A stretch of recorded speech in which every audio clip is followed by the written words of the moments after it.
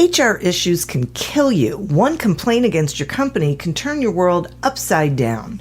And you spend way too much time dealing with HR when you should be spending your time on making a profit. You should talk to Bambi. With Bambi, get access to your own dedicated US-based HR manager starting at just $99 per month. They get to know you and your business while providing HR expertise and the personal touch you need and want. They're available by phone, email, and real-time chat, so onboarding and terminations run smoothly. Team members reach peak performance, and your business stays compliant with changing HR regulations.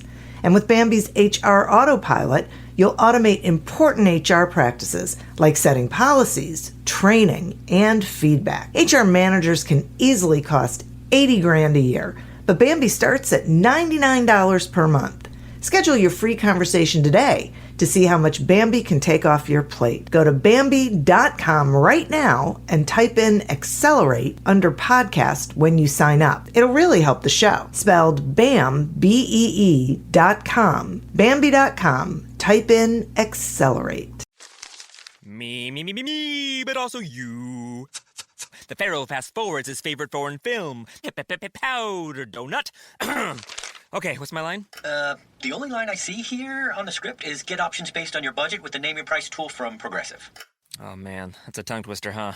I'm sorry, I'm gonna need a few more minutes.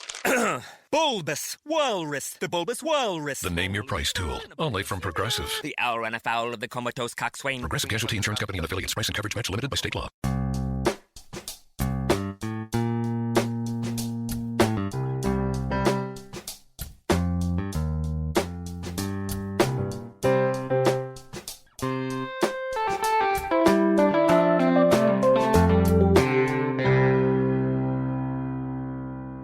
Welcome to Accelerate Your Business Growth with your host, Diane Helbig. Diane is a leading small business development and leadership coach, author, and speaker who is passionate about sharing valuable ideas, tips, and techniques with business professionals worldwide. Diane brings you the world's experts and gurus in all things business. Whether it's sales, structure, social media, planning, or plateauing, guests bring their expertise and energy to each episode. When growing your business is your focus, Accelerate Your Business Growth is the show to listen to. Got a topic or guest suggestion?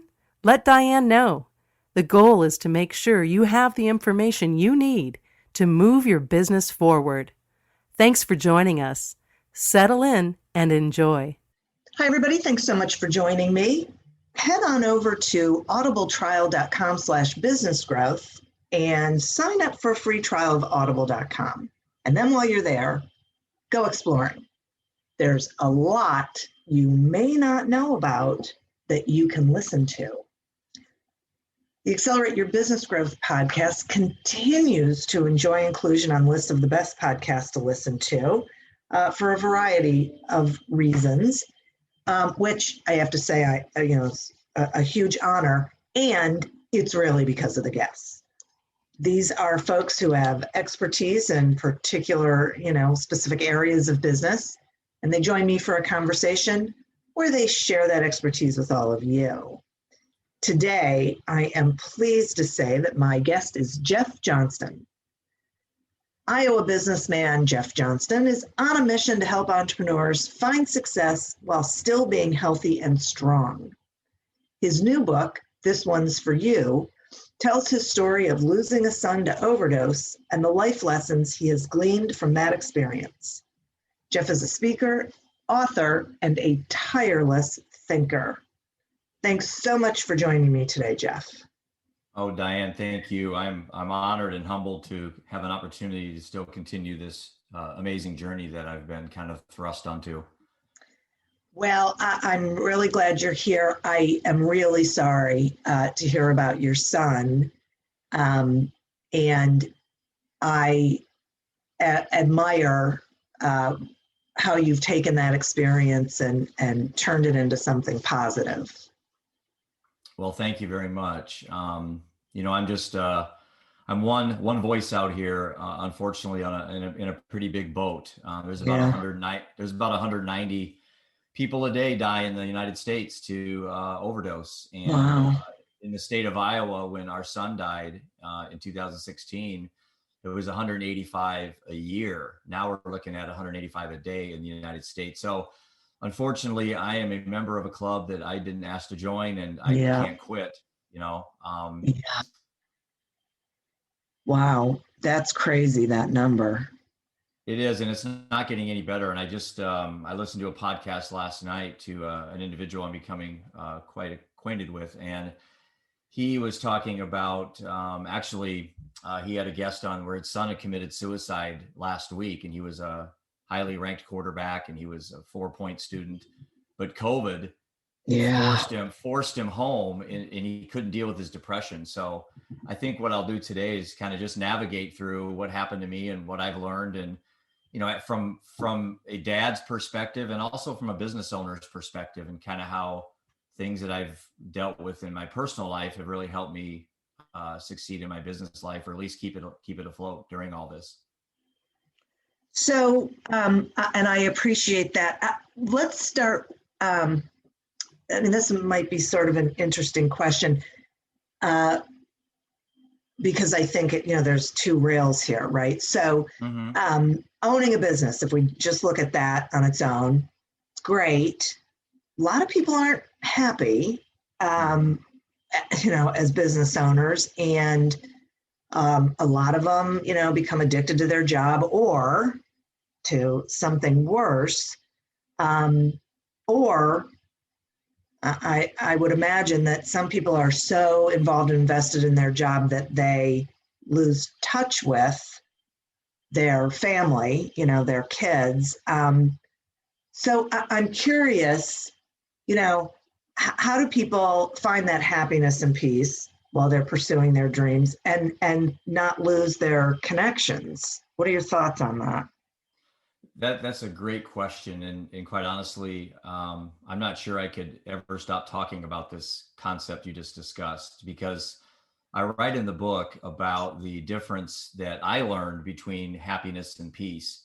And at 54 years old, I look back on what happened to me the last 4 years of my life, and even though I was building a very successful practice and had what most people said they were envious of where I was at in my life, happily married, successful kids. I mean, everything's going good.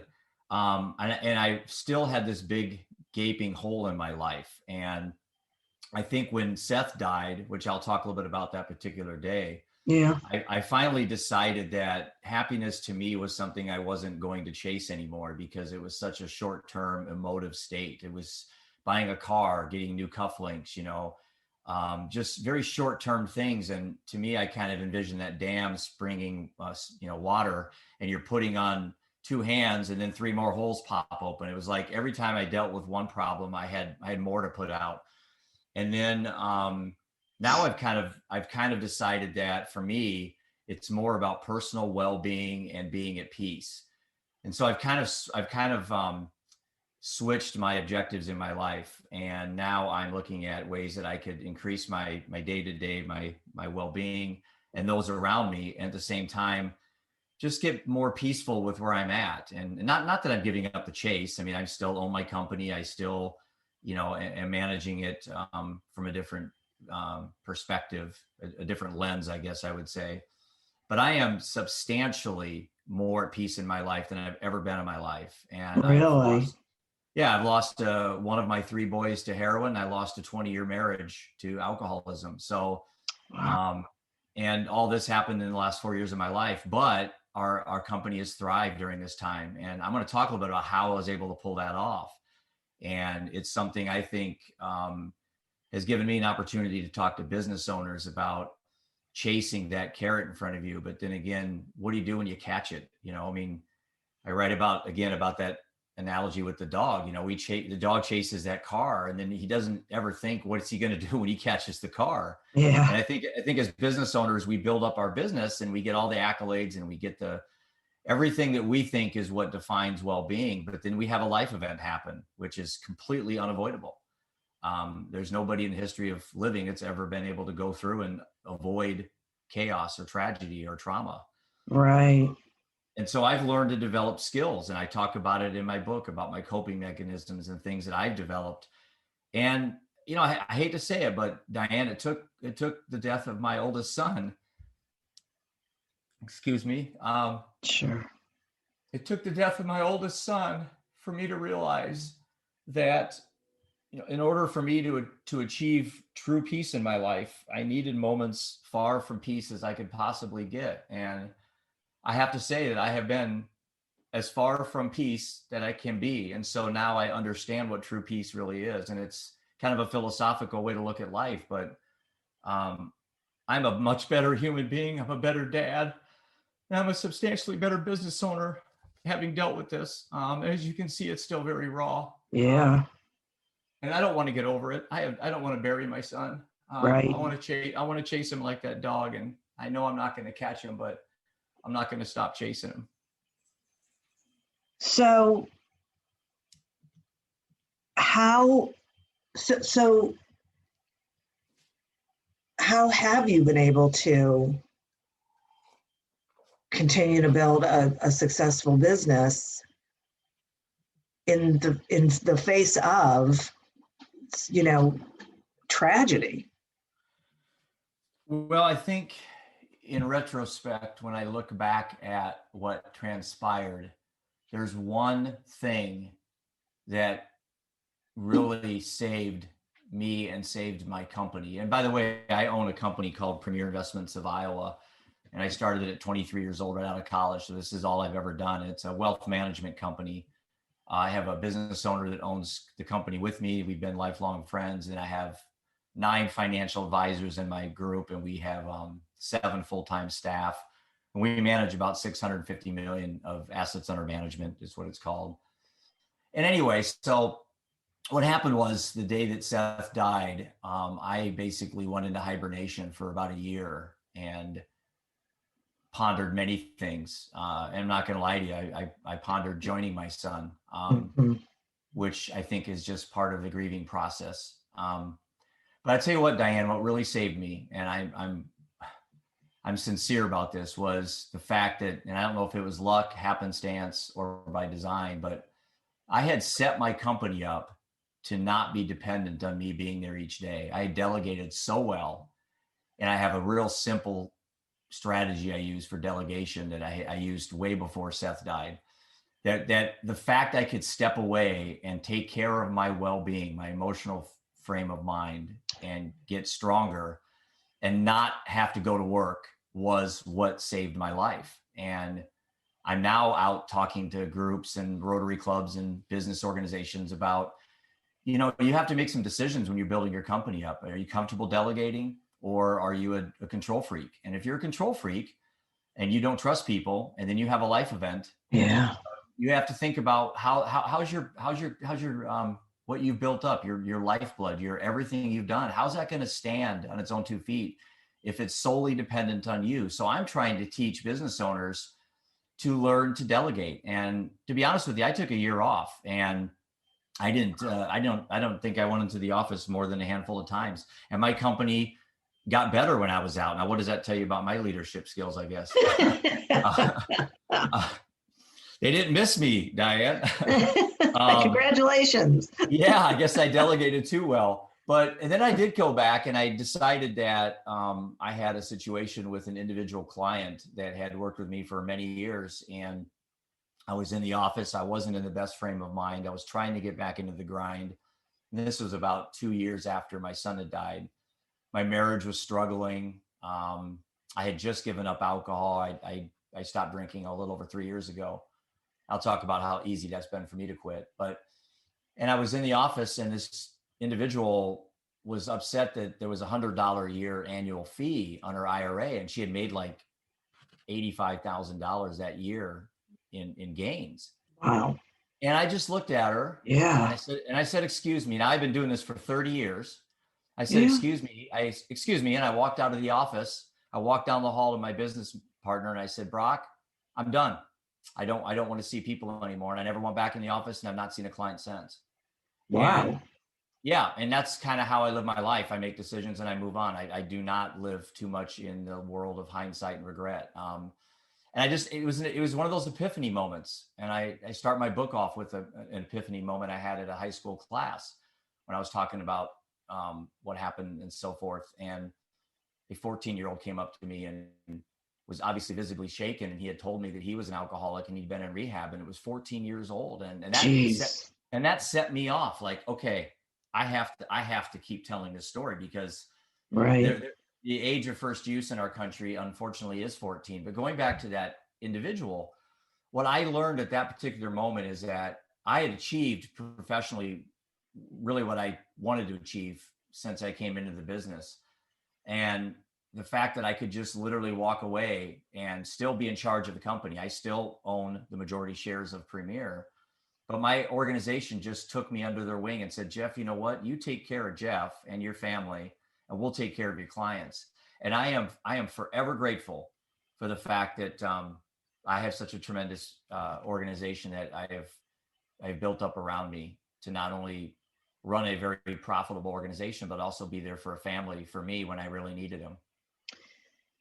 So will you talk some about how that delegation works? Because I think a lot of business owners, first of all, I agree with you, they need to delegate. But I also think that listening to this, it becomes more apparent and more urgent that they delegate. Well, yeah. And let me go back a little bit about our organization when I was at full steam. So previous to October 4th, 2016, that was the day that my son died. I was 50 years old, happily married, running a successful company. I had a radio show, which I still host every Tuesday night, called the Premier Investments of Iowa Financial Hour. And that's been going on 11 years. We had a TV show. I had all these really good things going. And then boom, all of a sudden, Seth dies. Yeah. And what I did is I went back and kind of looked through some old files and notes I had on some of our strategic planning meetings and some of the group things we had. And I kept coming across, that the Jim Collins good to great ideology or mindset. And I realized I was a big fan of his books, and I read them all. And our staff even took his class or course, I guess he had come up with. But I just I said, I developed an organization from that book of that, find great humans and then invent jobs for them, instead of hiring people to fill a job and then struggling with whether that person was the right person. I just decided that I look back in hindsight and thought, maybe by accident, I had just been lucky that I found great human beings, and I just made up positions for them. Hey, I want you to work for me. I don't know what you're going to do, but I'll find a job for you. And then when Seth died, I had all these great human beings that weren't clock punchers. They were visionaries. They were people that were on the same side of the fence I was on. And so that provided me a lot of stability. So that investing in others, ideology, I guess mindset that Jim Collins had, it really helped. And then something I practiced, Diane, that I think any business person out there could, and the other day I was on a podcast for financial advisors, and there was like 50 people. And I brought up this idea, and out of the whole hour I was on, this was the one thing that I kept getting reaction from, that they're like, wow, this is awesome. And here's my idea that I've been using way before Seth died, was something I came up with called the knowledge, desire, and time test. So it's the KDT. And what this is for me, when I need to make a decision, such as mowing my yard, doing my taxes, cutting my own hair, whatever it's going to be. I decided that if I had the knowledge, desire, and time to do that particular task, then I can do it myself. I can be a do-it-yourselfer. If I lack the knowledge, the desire, or the time, any one of those three, then that is a good a task that I can delegate to somebody. So going back to say like mowing my yard, I used to mow my yard all the time. Well, it was 2 hours riding lawnmower. I don't enjoy it. I didn't have the desire. I had the time. I don't know if I had the knowledge. I mean, when my lawnmower broke down, I had to have someone come out and repair it. I just decided, I don't want to mow my yard anymore. So I happened to be, my next door neighbor had some company over there that the guy would back up, bring his mower out, and half an hour mow his yard and leave. And I walked over there and said, how much does it cost? And he told me, and I said, well, just take my mower. You can have my riding lawnmower. I want I want 10 free mows and you can have my mower. And I've never mowed my yard since. And it's $50 a time he comes out, but 2 hours now, every time I freed up. And so I talk about in my presentations about when you institute this knowledge, desire, and time kind of a delegating mentality, well, the free time you get or whatever you obtain back that you would have been spending, whether it's, human capital or financial capital, well, then what are you going to do with it? And for me, I decided I would get into things like meditation, writing, speaking, some of the passions that I really got into. So that's a really small thing I just brought up. But I think when people hear this, they're going to grab their piece of paper and write knowledge, desire, and time, because each day they're always thinking about things that are time sucks, I call them, things that are taking up their time, or just your desire. I just don't want to do my own taxes. I'm a financial advisor. I have every license possible to do investments, but I just don't want to do my taxes. So I pay someone to do them, Well, yeah, I think that is tremendously valuable. And one of the things that I liked most about what you said was that with the time that you gained, you practiced self-care. So it wasn't just that you said, okay, now I can put this time back in my business. You said, how can I use this time to improve my existence? Right. It's a big deal, I think, and valuable for people to hear. Jeff, I'm going to take a quick sponsor break and then we'll continue. The Accelerate Your Business Growth podcast is happy to be sponsored by Audible.com.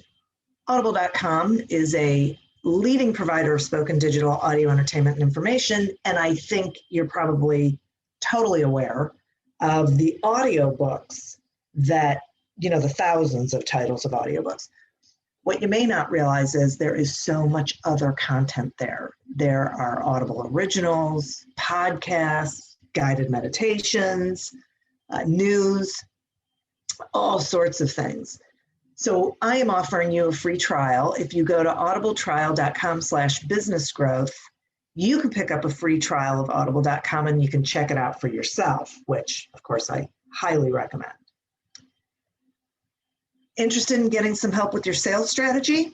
Pick up a copy of Succeed Without Selling on Amazon or wherever books are sold. Today we're speaking to Jeff Johnston about leading undeterred.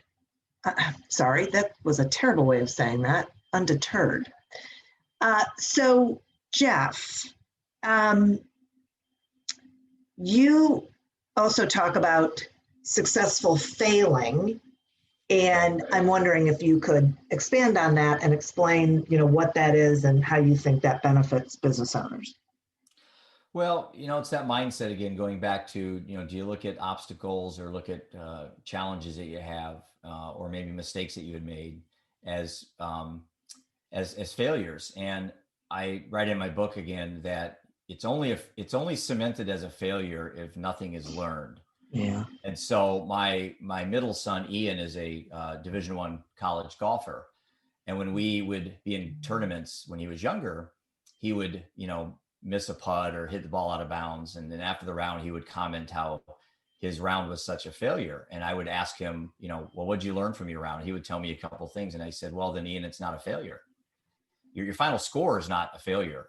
It's how you accept that final score and how'd you learn from it. And I did catch a short thing you did on your site that said golf teaches us about what golf teaches us about sales. Yeah. I listened to that and I thought, there's a whole chapter in my book called Golf Saved My Life, how I immersed myself into my son's golf dreams to get away, to distract myself. And really golf became a huge part of our story. And actually CBS Sports came out for 4 days and stayed with us and did a whole about a 10-minute documentary. And Jeff Johnston, the professional golfer, ended up narrating it. And it's actually on the internet. If someone just put in Ian Johnston, CBS Sports, they can watch the 9 or 10-minute documentary Zach did. So golf was one thing that I immersed myself into to distract me from dealing with the death of our son. So I am completely with you on this philosophy. I always say that there's no such thing as failure. There's lessons learned. So Right. I'm with you on that. Now, you also talk about negative habits and emotions and negative visualization. Yeah. Okay, so help me understand how it is possible to live positively with negative thinking. It's I'm so happy that you're bringing these things up, because I literally could talk for an hour on this just one question you asked me. Um, and it goes back to a couple different things. I write again in the book, and I have blogs now that are posting on my livingundeterred.com website. And one of them was positive living with negative thinking. And it's that Stoic philosophy. And I'm a big Stoic believer. I've followed Marcus Aurelius and Seneca and all these people that have been around for a long time, but it seems like there's this resurgence in Stoicism. A lot of the NFL coaches and college coaches are big Stoic advocates. So one mindset they have is something called negative visualization. And what it is a very good example is you're tucking your child in for bed, and it's been a long day, and you're stressed. Maybe you're having issues with your marriage. Maybe you're battling alcoholism. Maybe you're battling financial problems. And you're so distracted in those that you just tuck your daughter in or whatever, then you leave, and you don't really ponder what would happen if this is the last time you ever saw your daughter, or I'm sorry, your child. And so negative visualization teaches you to really focus on the specific moment that you're in. And so when you're tucking your child in at night, kiss them on the cheek, tell them you love them, hold them, enjoy that special moment you have, because it could be the last time you ever see your child, because there is a last time for everything. I mean, that's a fact. And I go back to the last, and this, I talk about this in the book, but when Seth, the last thing I ever said to Seth, and again, obviously, if I knew he was going to die, I would have said something different. But the last thing I said to him, he was in my garage and he had just got out of prison. And I turned to him, I said, Seth, you need to quit drinking. And I turned away and walked away from him. I never saw him again. And that is something I have to take with me the rest of my life. And I'm not upset or crying because I'm torturing myself. I'm just disappointed in myself that I didn't realize it. Every moment has a last moment. I think as parents, we're so obsessed with success that we just lose focus of the fact that this really could be the last time you ever say I love you to your husband or your wife or your mom or dad or even your pet. And we have to learn to live in the moment as human beings and be much more appreciative for what we have. And to learn to live in the now, because it's so easy to get caught up in the world that we want versus the world that we have, the reality. Yeah. And so, that negative visualization idea or my mindset, I practice literally 1,000 times a day. Even just talking to you, I'm not a person that is superstitious. I don't believe in fate and all that, but this could be the last time that I ever talk to you. So I have to enjoy this moment and be appreciative and be humble and be honored that you gave me this chance to tell my story and not take advantage of it, I guess. And then going back to the negative emotions and negative habits, I think far too often we see people then say, well, you don't want to be jealous. You don't want to be envious. You don't want to be angry. And I'm like, you know what? That's not true. We're not computers. We're not robots. We're human beings. I think negative emotions can be a catalyst to huge things. I built my company up because I was jealous of other financial advisors that were better than me. I got my radio show to be one of the most successful radio shows around here because I was jealous of other people that did better radio shows. Your podcast, your website has got me motivated to improve mine. So jealousy and envy aren't bad emotions. The problem is when we develop bad habits, and those are smoking, drinking, lying, eating unhealthy. Destructive habits are the problems for people, not emotions. I think there's far too much, I don't know.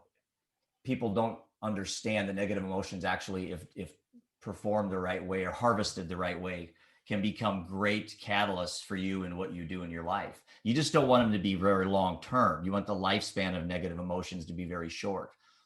So that really is. I mean, it really, so, what I'm hearing is it's not the negative emotion, it's what do you do with the negative emotion? Right. Yeah.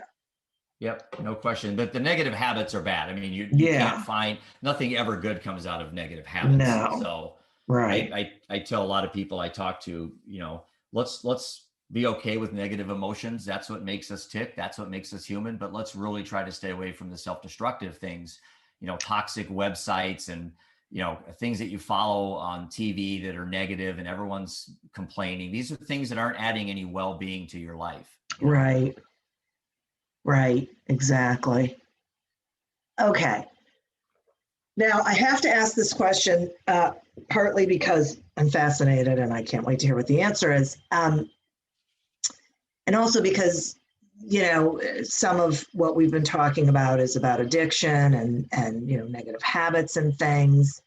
Are there addictions that are good to have as business owners? Absolutely. And I have ADD. I have what I would consider higher level ADD. I've had it my whole life. I've never been medicated. My dad was a doctor and he told me that ADD was a superpower. So my whole life, I felt sorry for kids that didn't have ADD. I just believed it. That's great. And well, unfortunately, with my son, Seth, who was diagnosed with ADD, he took it as a curse. He took it as a disease. And so he started abusing Adderall and all that. And that was the beginning of the downfall for him. So that diagnosis of ADD was just presented very poorly by the medical individual he was talking with. And I probably didn't intervene well enough. But again, I have the benefit of hindsight. But yeah, addictions are awesome. Addicted to telling the truth, addicted to reading, addicted to working out, eating healthy, addicted to being around positive people. These are all really good addictions. And I do an experiment when I talk to high school classes, and I always get a chuckle because I always ask them, give me some addictions. And normally most of my classes are either, 8th, 9th, 10th, or 11th graders. And without question, everybody gives a negative addiction. Sure. Drugs, cheating, smoking, drinking. And I'm like, well, I didn't say positive or negative addictions. I said, give me an addiction. And then they kind of said, wow, there could be good addiction. I said, absolutely, there's good addictions. Don't let people tell you they're not. Being an addict is awesome. I'm an addict 100% every minute of my life. It's just I'm an addict towards the positive things. So I'm trying to change the narrative specifically to really dial down, for me, Diane, is the narrative that we put labels on people for things like ADD, right? Bipolar, depression. I absolutely detest that word. I probably have had depression in my life, but I tricked my brain to not believe in the concept of depression. And I know every medical person listening is going to say, well, Jeff, you're a wacko. Well, you know what? It works for me. I have depressive moments. I've been in a fetal position. I have done everything that would be clinically defined as being depressed, but I allow myself not to buy into that narrative. So sure, I get depressive moments, but I am not a depressed human being. I've never been depressed in my entire life. Yeah. And the same thing with the same thing with addiction and I'm kind of bucking heads with some people, but at this point at 54 with the disease, I really don't care about bucking heads. But I know some people are so hung on the disease approach that, hey, you're an alcoholic. Here's a label on your forehead, and your parents were an alcoholic, your grandparents an alcoholic. So with that information, you are an alcoholic. I'm saying, no, I don't believe that narrative. It didn't work for me. In other words, I didn't buy into it. I believe we have a lot more choice over these things than we give ourselves credit to. I'm not saying that alcohol is not a disease, but I'm saying having 20 beers is substance abuse, and that's something you can control. Yeah. Substance abuse to me is where I'm really focusing on. I'm not going to argue with doctors about addiction being a disease and alcohol and all that. I'm not going to ever win that argument, but I do think I can help people rewire how they look at the abuse of whatever they're addicted to. That's where I think the sweet spot is in this whole journey that I'm on. And I do like this whole looking at addiction from a more global viewpoint. we do have a tendency to go immediately to negative, but I love this idea of the positive because that's really empowering. It really is a choice that then we get to make. And I think then people can feel like they have more control over how they show up, how they motor in the world. And that was, Diana, a huge motivation for me when I came up with my nonprofit, which is now next month will be 1 year that my nonprofit's been up and running. And I went back and forth and back and forth. And I finally gravitated to the Choices Network. That's what I came up with. And I didn't want to be a sober living organization. I personally think way too much emphasis is spent on pressuring ourselves with public affirmation constantly about how sober you are. It's like the more it's like a monster you're creating inside of you, and the more you talk about your sobriety, the more it becomes a problem. And so, for me, I don't tell people I gave up alcohol because that would insinuate I'm missing something. For me, it was I just choose not to drink this moment. Yeah. This today, right now, talking to Diane, I choose not to drink alcohol, and that's the only game I play in my head. And so I'm trying to teach people to go back and maybe look at this from a whole different mindset, and maybe empower us to be stronger than maybe we're given credit for. I've always kind of felt this way. It didn't take the death of my son to all of a sudden, catapult me to this realm of understanding. I've always kind of had this mindset that I think we just don't give ourselves as much credit, how strong we can be. Yeah. If you allow me to, I would like to spend Sure. a few minutes just on the day that Seth died. Sure. And going back to that particular moment is my opening chapter in my book. And it was a nice day. My wife and I I was taking my son over to play in his high school golf districts. Like every business owner that has children, we have Little League and softball and basketball, and it kind of is a release for us to get away from the stresses of our job. So, I was very, excited about Ian. I was driving him to drop him off at what they called the bus barn. That's where all the players and the coaches met. And it was 6:30 in the morning. Had my coffee in my hand, and I was taking out my son's golf clubs out of the back of the truck, and my phone rang.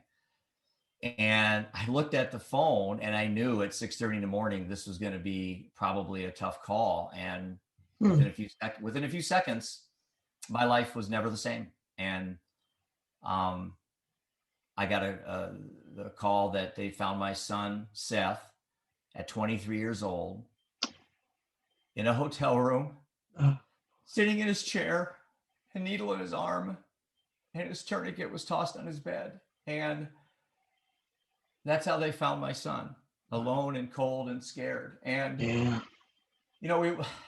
we drove up to the motel where they found him, and it was that stereotypical seedy motel, what you'd expect in the movies. Yeah. And I went into his room, and no one else really wanted to go into his room. And on his bed, that's where I saw the belt and a tourniquet.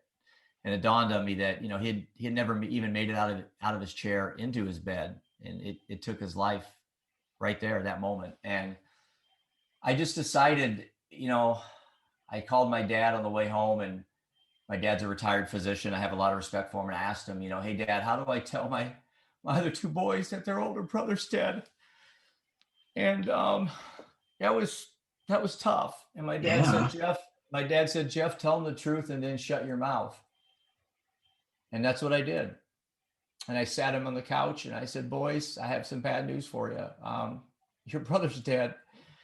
And my middle son, Ian, after a few seconds of just very quiet moment, my son said, how'd he die? Drugs? And I said, yeah. And that was the end of an 8-year journey that we had went through with Seth. Started with Adderall, and it went to alcohol, marijuana, and cocaine, and ended it with heroin. And so I write about in the book the long 8-year journey we had, and what I learned from it. And not learn as in what would I have done to kept him alive. I'm not sure I could have done anything. I'm pretty sure. Yeah. I'm pretty sure if it wasn't that day, Diana, it would have been another day. Yeah. But so I'm very intrigued. I'm very curious. I'm on a learning mission on why my son thought that these methods were good ways to deal with whatever pain he was going through. And I will never find an answer. I'm at peace with that. But I will never let my son down. I will never stop searching. And that's what drives me. And so the Choices Network came from the concept that I don't want to tell people what not to do. I think my story will make that pretty clear, what roads not to go down. But I want to teach kids to make better choices. And I'm not anti-drinking. I'm not even anti-marijuana. I know a lot of states are making it legal. And I tell the boys, just because it's legal doesn't mean you have to do it. Right. I think there's far too much emphasis on this because it's legal. All of a sudden it's like candy. And I'm like, alcohol is legal. I don't drink. So, yeah. But anyway, that's the whole momentum behind the book. And then the nonprofit that I formed and the Living Undeterred website that I have with the blogs and the podcasts. And I just feel like I'm getting pushed into new experiences that I'm extremely honored to be able to partake in. Yeah, for sure.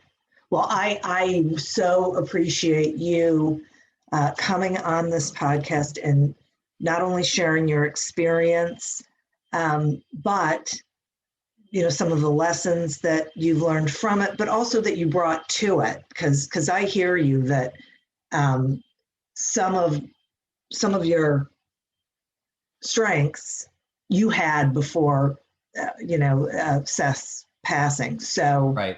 Yeah, I think this is, it's a tremendously valuable story and book, and I am grateful to you for sharing it. Will you let the listeners know how they can get the book, please? Yeah, the website that I have it's www.livingundeterred.com.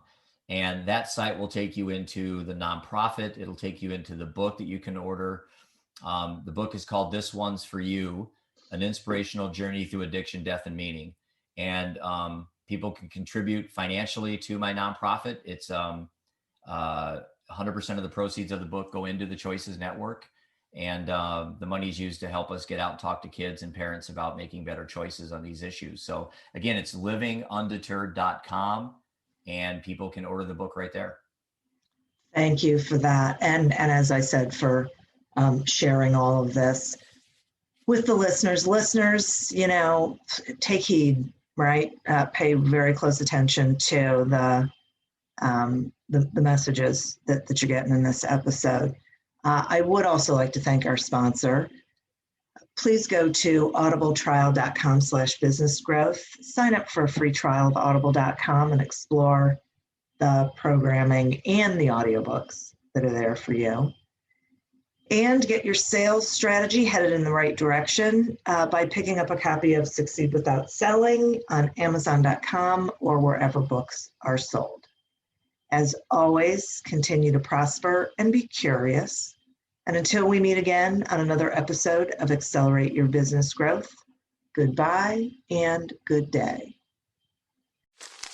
Me, but also you. The Pharaoh fast forwards his favorite foreign film, Powder Donut. Okay, what's my line? The only line I see here on the script is get options based on your budget with the Name Your Price tool from Progressive. Oh man, that's a tongue twister, huh? I'm sorry, I'm gonna need a few more minutes.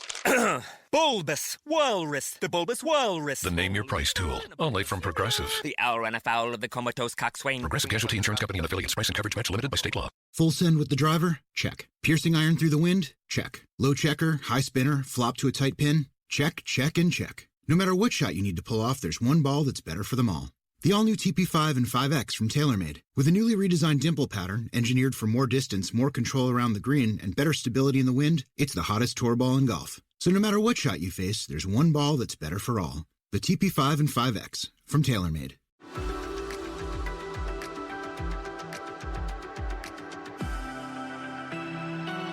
Are you tired of the same old productivity hacks? Have you read the top 20 books on effectiveness, and yet your workdays and email inbox still causing anxiety, burnout, and even depression?